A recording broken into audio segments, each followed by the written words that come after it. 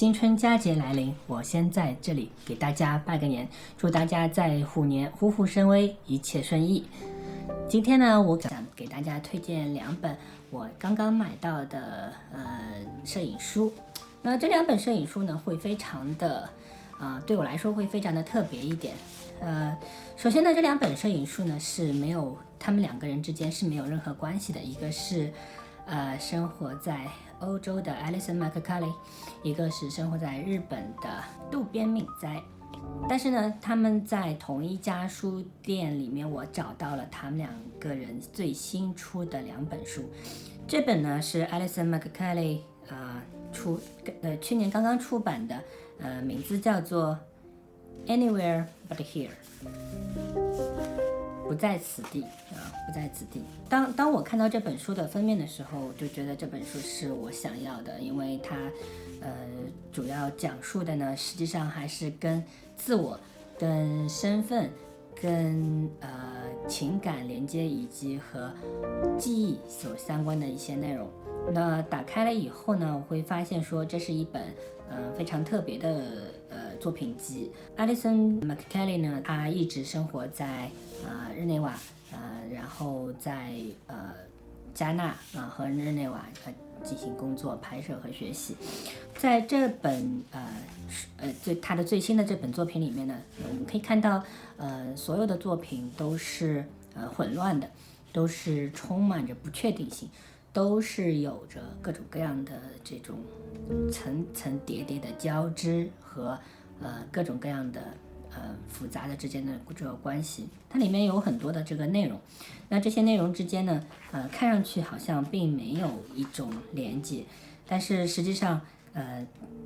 纵观整本书呢，它都是有一个主题的。对我来说，这本书如此吸引我的这个原因呢有2点。第一呢，他用了很多的重曝光的这个手法进行这个创作。那重曝光大家都了解说，其实是一个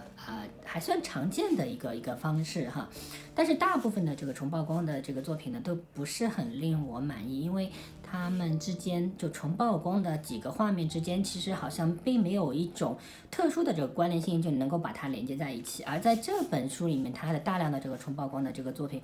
反而能够非常契合的表达他的创作的这个思想。那么让我看了以后呢，感觉他其实就是在一个梦境里面追寻自己的这个过往的这种记忆和线索，而这些梦境呢，它是不确定性的，它是有很多奇怪的一种连接，然后呢，它还有很多扭曲的这种形象哈。那么能够让我感觉到说，其实内心是充满了孤独、不安和疏离，然后在很多的这个风景的这个画面里面，其实也充满了各种各样的不确定性。它其实里面也是有不同的这个画面的这个重重叠叠，以至于我们在探究他想拍摄的一些内容的这个真相的时候呢，我们往往无法去得知。人生充满着一种梦幻，人生充满着一种疏离。我们可能在某些时候，我们丢失了自己，我们需要把它去寻找回来。但是我们把它寻找回来的这个身份，它的线索，它的依据又在哪里？这在我们所有的很多的这个生活过程当中呢，其实都是可以真切的感受到这种不安、焦虑和疏离的这种感觉。那他所有的这个作品呢，其实都是和自我的这个身份的一个追寻相关联。那在这本画册的最后呢，他在这边写了一句话说 I just have this feeling that the next place will be better， 就是说我只是有这么一种感觉，说下个地方可能是会更好的地方。所以这本书的这个标题呢，它叫做 Anywhere But Here， 就是除此之外的任何地方。那后面我会讲到说，这个感觉其实也是我经常会有的一种想法。然后看完这本书以后，我在旁边，他这个书店的旁边呢，我就看到了这个渡部敏哉的这本作品。那这本作品呢，要比Alison的这本书呢要更大一点，更厚一点。渡部敏哉的这本作品呢叫 Somewhere Not Here。所以大家会发现说这两本书其实名字是非常像的，因为这两本书，所以我把这两本书一起买了回来。那我们说这两本书是不是一套书？这名字那么像，其实并不是。Somewhere Not Here，讲的是这个摄影师他在这个创作过程当中产生的某些对现实的一些这个追寻追问、质疑和探索。这本书非常的精致，非常的有趣所有的这个作品呢都是66的这个方画幅作品。我们打开这个画册仔细看呢，它每一张作品都是被它每张作品都是被折叠起来的，它没有一张作品是就没有一个折痕的，它所有的66的这个作品都是有一个折痕。然后呢，书印的非常的精致它是线装的。我们可以看到这里面的这个作品很多呢，都是充满了一种非常梦幻的一种调子。这种调子，不是我们日常所见的那种黑白调。我找了很多的这个资料呢，就是也没有太多的这个信息来展示关于杜布敏哉这个摄影师我只找到了他的这个个人主页，在个人主页上面呢，他写着他是1966年在福岛出生，然后1990年在多摩美术大学毕业，然后现在呢是做一个艺术总监，在做纪录片和这个广告公司的一个艺术总监。他参加了很多的展，也拿过不少奖，但是呢并没有那么响亮的这个名气但是我们可以从他的作品里面看到，他是个非常有审美趣味和有非常深刻思想的一个日本摄影师。在这里面呢，首先它浓浓的体现了日本的传统美学的一种态度。那跟前面我说的艾利森的这本书呢，它有很大的这个差别。艾利森的里面的书充满了晃动，充满了失焦，充满了重曝光，然后有各种不安的这个情绪在里面。而杜布敏哉的这本书呢，是非常的安逸、安详、安静、沉稳和日本的这个传统的这个美学非常像，非常的安静。然后但是你仔细看它的这个画面里面呢，它是充满了一种水墨感。它好像是用一种水墨浸染的这种方式把这个画面给做出来的，而不是直接像我们日常的这种黑白胶片把它拍出来的。那我们也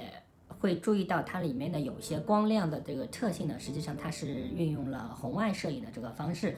用红外底片的感光的这个方式呢，让这个画面变得非常的这个奇异比如说大家知道在红外的这个感光的这个加持下呢，它这个绿叶会闪闪发光白的会发光，然后天空呢又非常的阴沉蓝颜色会非常的暗淡。那么就会显示出一种非常奇特的和我们肉眼日常看到的黑白的这个景象完全不同的一种风格。那么里面的那些细节呢，又该精细的地方非常精细，但是它希望能够变得模糊的地方呢，又是晕染开来的。它不是那种模糊，它是一种充满了湿度的这种晕染，然后里面还夹杂了很多日式和纸的一些纹理。当然我没有找到这个对摄影师的一个访谈，我也无从得知他到底究竟是用怎样的这种方式去把它给制作出来的。但是整本书我们看完以后，我们就会得出一个非常深的一个感慨，就是当我们的这个现实停止的时候，那我们的梦想就开始了。当我们的梦幻起点就是我们现实的一个终点。有很多的画面似曾相识，但是在现实当中呢，又是几乎不可见。它是一种超现实主义的一种感觉在里面这两本画册呢，我都是在同一家书店买，然后他寄过来以后呢，我会发现说，虽然两个摄影师相隔千里但是他们的这个整体的一个表述和一个表达，虽然都有东西方各自不同的一种表达习惯，但是他们的探究其实是一样的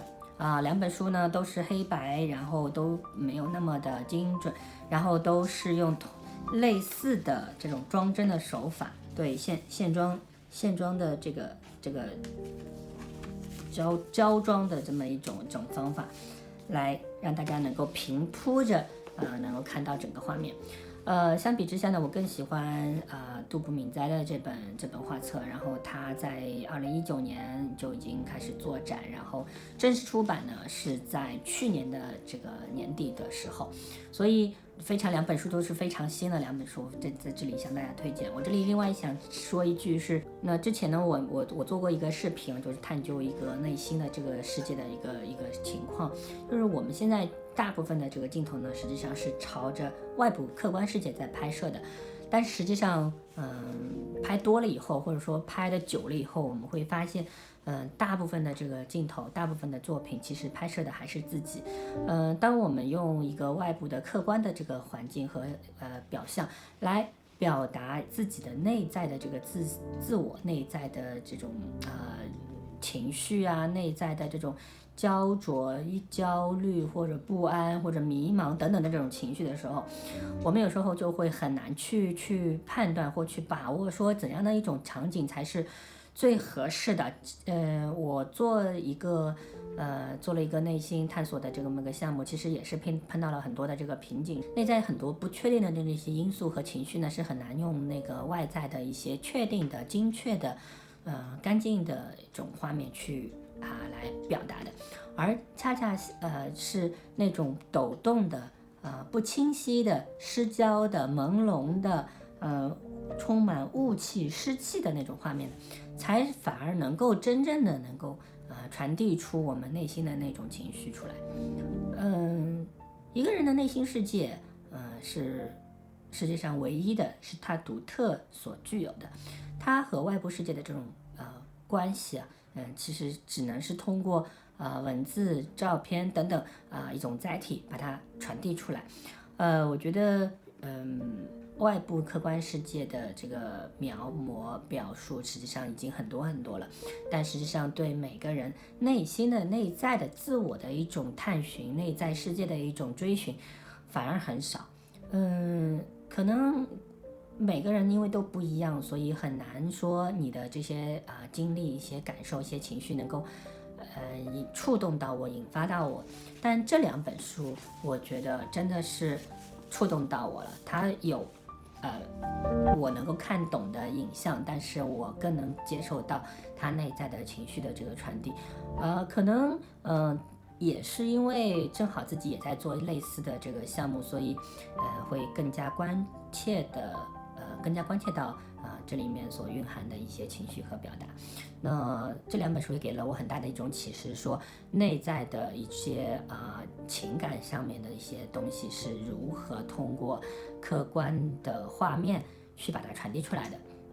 那这里面呢涉及到一些拍摄的技巧，涉及到一些这个明暗关系的这个处理，甚至涉及到书籍本身的一种装帧的一种风格、方式和态度。那这里面呢实际上是有太多的这个内容可以反复的去琢磨。我这两本书反复看了好多遍，希望能够让大家能够注意到，说自己的这个内心的这个世界、内心的想法，其实也是一个非常巨大的、可值得去探索的世界。那这个世界其实只有你自己才能懂，甚至于这个世界你自己也未必能够懂。只有通过不断的思考、不断的去探索、不断的去反复的交流以后，你才会明白说原来这样的一种情绪的表达原来是出于这样的一种考虑，或者说这样的一种想法可以用这样的这种手法去表达。我觉得这个是件非常困难的事情，但是探索一个未知的世界，哪怕探索的一个自我能够把它表达出来，又是一个非常具有成就感的这个事情。很多时候我们往往注重于外部客观世界的这个探索，而忽略了自我内心的一种发掘。